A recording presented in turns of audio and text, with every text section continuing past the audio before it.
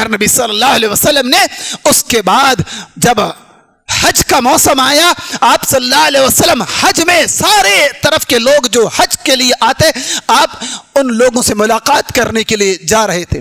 اچانک 6 لوگوں کو بیٹھا ہوا دیکھا۔ آپ صلی اللہ علیہ وسلم نے پوچھا من این انتم، تمہارا تعلق کہاں سے ہے؟ ان لوگوں نے جواب دیا ہم یثرب سے ہیں۔ آپ صلی اللہ علیہ وسلم نے ان سے اجازت چاہی اور ان کو دعوت توحید دی۔ وہ 6 کے 6 نفوس قدس یا ایمان لائے۔ یہی سے اسلام کا بیج اس سے پہلے بھی حالانکہ مدینہ جا چکا تھا، لیکن باقاعدہ پوری پختگی کے ساتھ یہاں سے اسلام کا بیج مدینہ گیا، اور پھر ان لوگوں نے آئندہ سال 12 لوگوں کو لے کر آئے اور ان لوگوں نے آپ صلی اللہ علیہ وسلم کو مدینہ چلنے کی پیشکش کی۔ لیکن اللہ کے نبی صلی اللہ علیہ وسلم نے مدینہ جانے سے پہلے باقاعدہ ایک پلان کیا۔ سیرت ہجرت کا واقعہ اس اعتبار سے بڑا ضروری ہے۔ آج ہجرت عام بات ہے۔ ہجرت کے معنی ہوتے ہیں اپنے گھر بار کو چھوڑنا، لیکن شرعی ہجرت یہ ہے اللہ کے دین ایمان کے بقا کے خاطر اپنا گھر بار سب کچھ چھوڑنا، اسے ہجرت کہا جاتا ہے۔ اللہ کے نبی صلی اللہ علیہ وسلم کے پاس جب وہ لوگ آئے، انہوں نے اللہ کے نبی صلی اللہ علیہ وسلم کو چلنے کے لیے اصرار کیا۔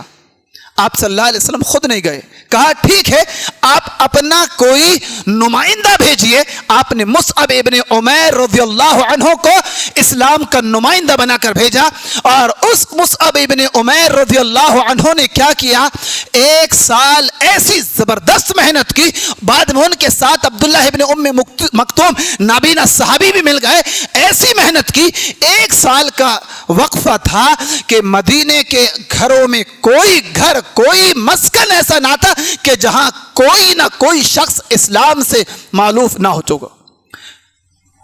جس شخص نے، کوئی گھر والا ایسا نہ تھا کہ گھر کے 10 میں سے کوئی شخص اسلام قبول نہ کیا۔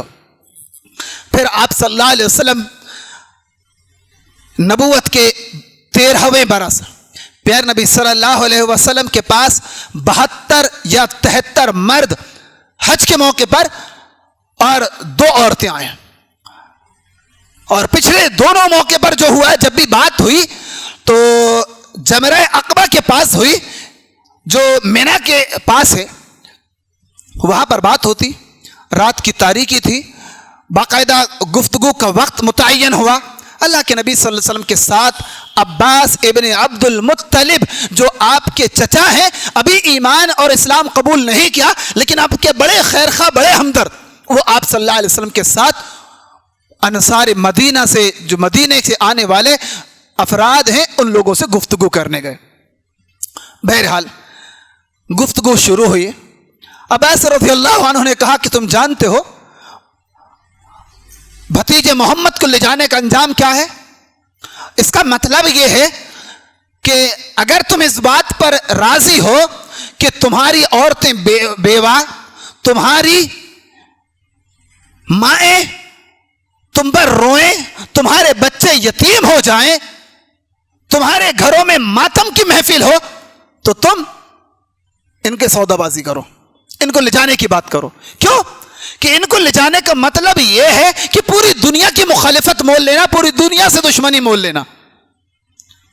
انصار نے پوچھا فما لینا یا رسول اللہ، اللہ کے نبی اس کے بدلے میں ہم کو کیا ملے گا؟ اللہ کے نبی صلی اللہ علیہ وسلم نے فرمایا الجنہ، اس کے بدلے میں تم کو کیا ملے گا؟ جنت کا انعام ملے گا۔ کہا ابسط یدک یا رسول اللہ نبایو کا، اللہ کے نبی آپ ہاتھ پھیلائیے، اگر جنت کا سوال ہے تو ساری دنیا کی دشمنی ہم کو برداشت ہے، لیکن جنت کا سودا چھوڑنا برداشت نہیں۔ آپ صلی اللہ علیہ وسلم کو لے جانے کے لیے بات مکمل ہو گئی۔ آپ صلی اللہ علیہ وسلم سے جب پورا قول و قرار گفتگو مکمل ہو گئی، اللہ کے نبی صلی اللہ علیہ وسلم کئی دنوں بعد 27 صفر جمعے کی رات کو 27 सफर जुमे की रात को प्यार नबी सल्लल्लाहु अलैहि वसल्लम दिन में जुमरात का दिन था, आप सल्लल्लाहु अलैहि वसल्लम अबू बकर सिद्दीक रज़ियल्लाहु अन्हु के घर में दोपहर को आते हैं। अम्मा आयशा की सही बुखारी की रिवायत है, अम्मा आयशा फरमाती हैं दोपहर के वक्त आप सल्लल्लाहु अलैहि वसल्लम आते नहीं। आप सल्लल्लाहु अलैहि वसल्लम का दोपहर में आना हमको लगा कि जरूर कोई जरूरी गुफ्तगू और जरूरी मामला है। आप बड़ी तेजी के साथ आए और आपने फरमाया घर के अफराद को एक तरफ कर दो, एक तरफ हटा दीजिए। कहा अल्लाह के नबी कोई नहीं, आपके ही घर वाले हैं। अम्मा आयशा रज़ियल्लाहु अन्हा का निकाह अल्लाह के नबी से हो चुका था। कहा कोई नहीं। बहरहाल आप सल्लल्लाहु अलैहि वसल्लम ने फरमाया कि अबू बकर हिजरत की इजाजत मिल चुकी है, हिजरत मदीना क्या मुझे इजाजत मिल चुकी है। अबू बकर सिद्दीक रज़ियल्लाहु अन्हु फरमाया अल्लाह के नबी क्या मैं आपके साथ? कहा हाँ। उस दिन अम्मा आयशा कहती है कि उस दिन पहली दफा मुझे पता चला कि इंसान खुश जब बहुत ज्यादा होता है तो खुशी में भी आंसू निकल जाते हैं। खुशी के आंसू अबू बकर सिद्दीक रज़ियल्लाहु अन्हु मारे खुशी के रोक दिए। अच्छा, इससे पहले क्या हुआ कि अल्लाह के नबी सल्लल्लाहु अलैहि वसल्लम की इजाजत से सहाबा वक्तन फवक्तन धीरे धीरे हालात के नजाकत के एतबार से मदीने को हिजरत करते गए।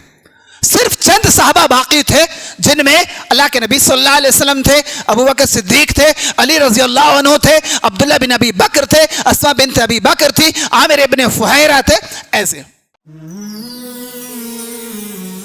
It's Al Fajr Educational Foundation presentations.